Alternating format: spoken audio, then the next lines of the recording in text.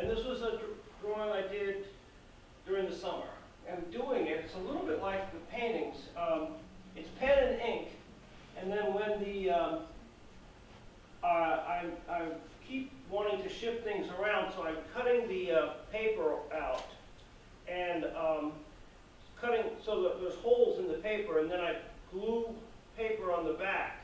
When I go down to the cellar and I glue paper down the back, and then the next day I cut through it again. So it gets it builds up a tremendously difficult surface to work on. But somehow I like that, and this turned out to be one of the best drawings, and I had a horrible time with it. It was just see, here's an example of what we were talking about with this and this. To try to figure out where this is, over here, see the little chair? So the little chair is way down there, and I see it, and I want that to be the end of the painting. And then to relate that to this cup, which was right next to me, it would be like, it's exactly like this. Let's say I was this close to the cup, and then I'm on a porch, and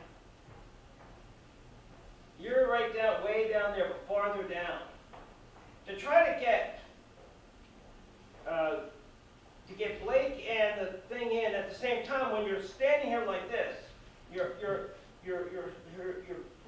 piece of paper's here, and you're looking, and it's all warped. It's really, really just a killer problem. You never really get it, and it's extremely unsettling. But I think that's the key issue in painting from nature.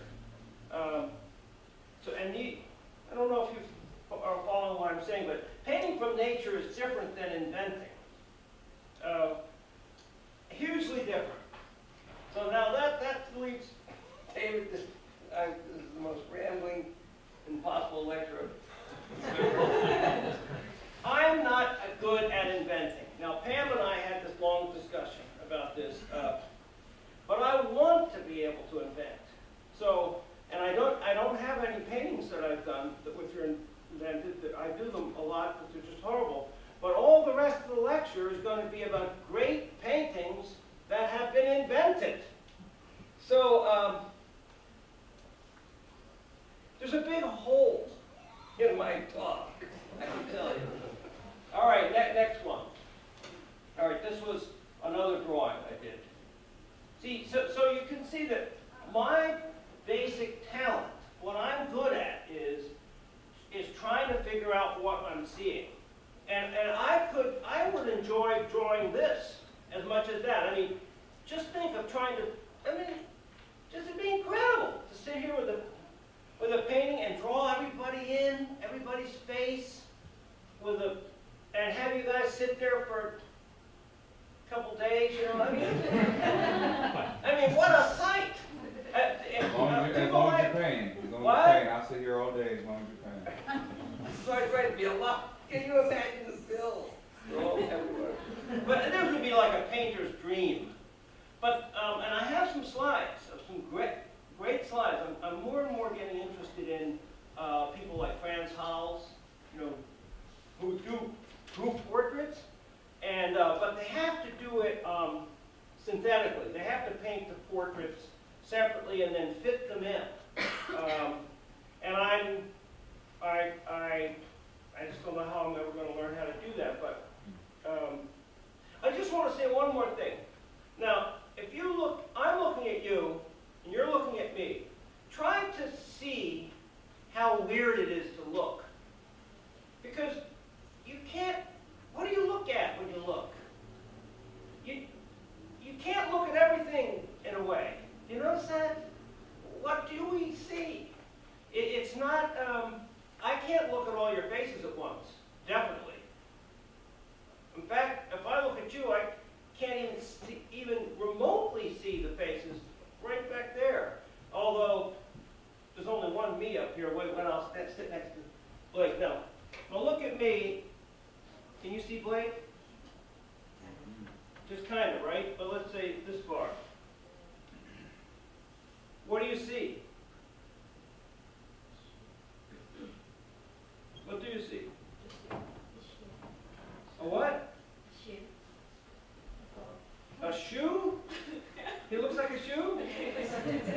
Oh, like a shoe. Like a shape of a shoe. Isn't that strange? So if you were trying to paint what you saw, what would you do?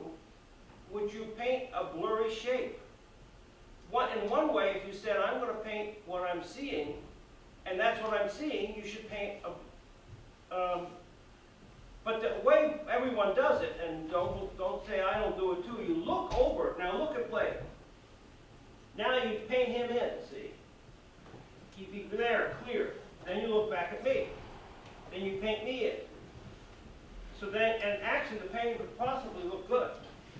Blake on one side, me on the other side, right there in the painting. But you can't say that that's actually how you saw it. And after a while, it starts to creep up on you that something's wrong. I'm not explaining all this right, but I'm just getting at the problems of painting from observation. Has a whole set of problems. And of the painters in the world, let's say there's 1,000 painters in the world, or like many more times than that. The percentage of the people who are painting from observation, who are worried about these problems I'm talking about, is very small. It's only maybe about 1% or so. If you go to New York galleries, you see almost all invented paintings. You just see a very, very few places which you see people who are. So I'm interested in this one type. But now, as I said, my lecture is going to be about something else. Okay, so let's get to it. Now, but you know, I'll make connections. So this is one of the things at Watteau. Now, Watteau. Who is Watteau? I was going to quickly look into my Watteau book. Somebody has to Google Watteau for me right now. With somebody, we need his dates.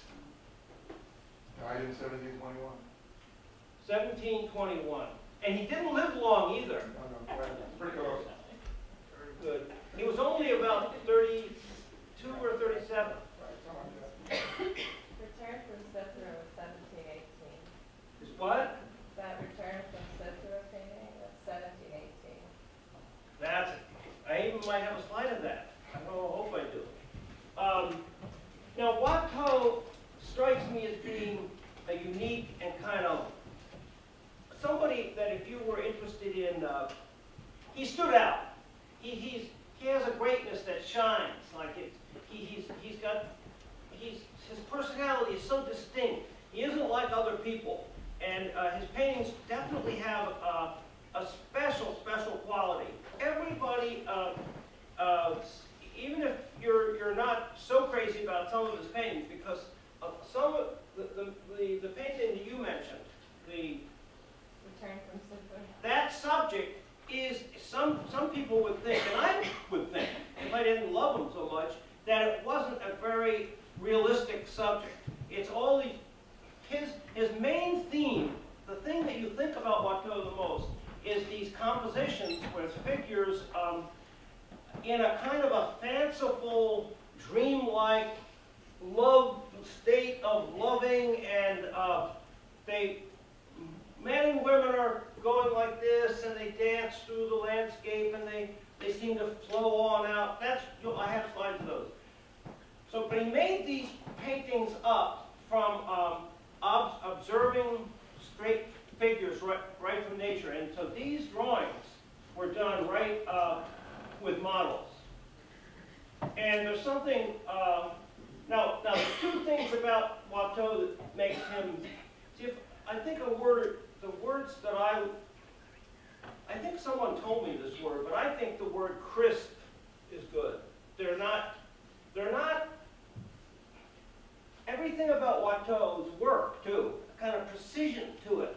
A precision based on seeing things in their, well, Rubens is the opposite. Rubens sort of swells everything up, but Watteau sees it thin and crisp.